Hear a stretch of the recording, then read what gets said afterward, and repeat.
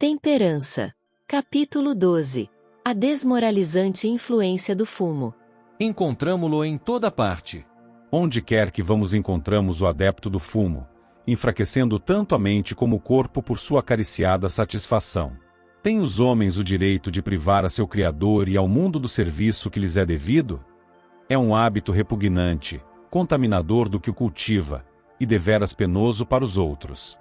Raramente passamos em meio de uma multidão sem que homens soltem baforadas contaminadas em nosso rosto. É desagradável, se não perigoso, permanecer em um vagão de estrada de ferro ou em um aposento em que a atmosfera se acha impregnada das emanações da bebida e do tabaco. Ela arruína e mata. Mulheres e crianças sofrem ao ter de respirar a atmosfera contaminada pelo cachimbo, o cigarro ou o mal cheiroso hálito do fumante. Os que vivem nessa atmosfera estarão sempre doentes. Os pulmões da criancinha sofrem, e ficam enfermos pelo inalar a atmosfera de um aposento envenenado pelo bafo poluído do fumante. Muitas crianças ficam envenenadas além da possibilidade de cura por dormirem na cama com pais que usam fumo. Inalando as venenosas emanações do fumo, expelidas pelos pulmões e poros da pele, o organismo da criança enche-se de veneno. Se bem que ele atua em algumas criancinhas como veneno lento, e afete o cérebro, o coração, o fígado e os pulmões, e elas se consomem e definhem gradualmente, em outras exerce uma influência mais direta, ocasionando espasmos, ataques, paralisia e morte súbita. Os pais assim privados dos filhos pranteiam a perda dos entes queridos, e cogitam na misteriosa providência de Deus, que tão cruelmente os afligiu, quando a providência não designava a morte desses pequeninos. Eles morreram mártires da sórdida concupiscência do fumo.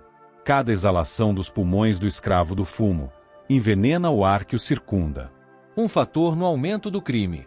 O uso do fumo e da bebida forte tem muito que ver com o aumento da doença e do crime. O uso da bebida espirituosa ou do fumo destrói os nervos sensitivos do cérebro e embota sensibilidades. Sob sua influência, cometem-se crimes que não se perpetrariam, houvesse a mente estado clara e livre da influência de estimulantes ou narcóticos. Satanás controla a mente paralisada. Milhares de pessoas estão continuamente vendendo vigor físico, mental e moral pelo prazer do gosto.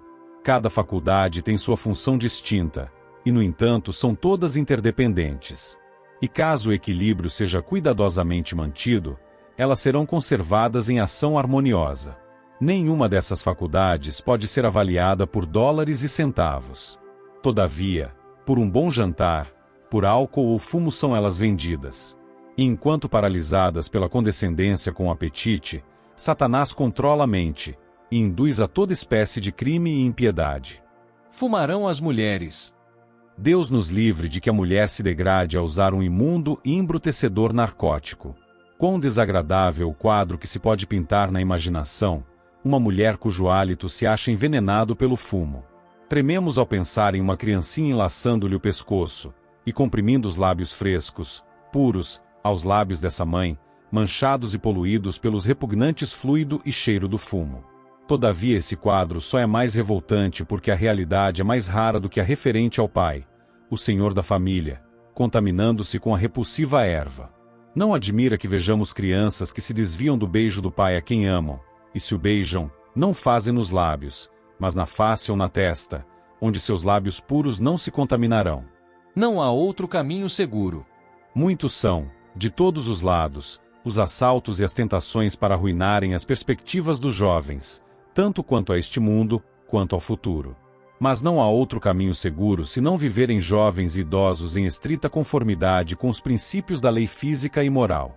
O caminho da obediência é o único a conduzir ao céu.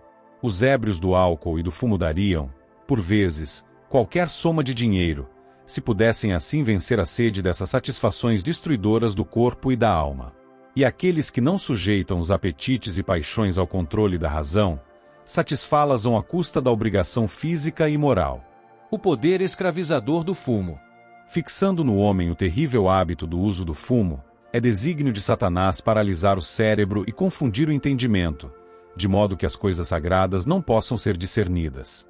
Uma vez formado o desejo desse narcótico, apodera-se da mente e da vontade do homem, e este se encontra em servidão ao seu domínio. Satanás tem o controle da vontade, e são eclipsadas as realidades eternas.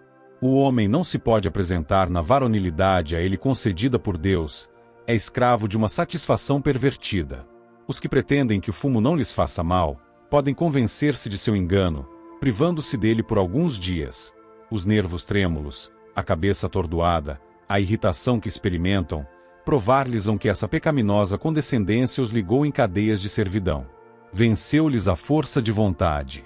Acham-se escravizados a um vício terrível em seus resultados. O testemunho dos vencedores. Enquanto falávamos, pedimos que se erguessem aqueles que haviam sido dados ao fumo, mas que o haviam abandonado por completo em face do esclarecimento recebido mediante a verdade. Em resposta, puseram-se de pé de 35 a 40 pessoas, 10 ou 12 das quais eram mulheres. Convidamos então a levantarem-se aqueles a quem havia sido declarado por médicos que lhes seria fatal deixar o uso do fumo, devido a se acharem tão habituados a seu falso estímulo que não poderiam viver sem ele.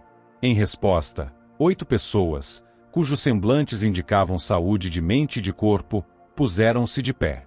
Advertência contra a presunção. Pais, adverti vossos filhos contra o pecado de presunção.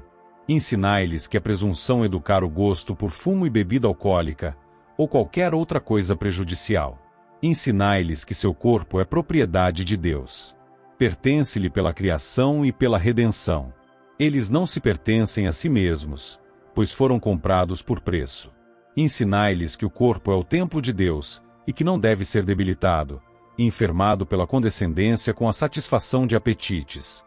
O Senhor não criou a doença e a imbecilidade que se vêem agora no corpo e na mente da raça humana. Foi o inimigo que o fez.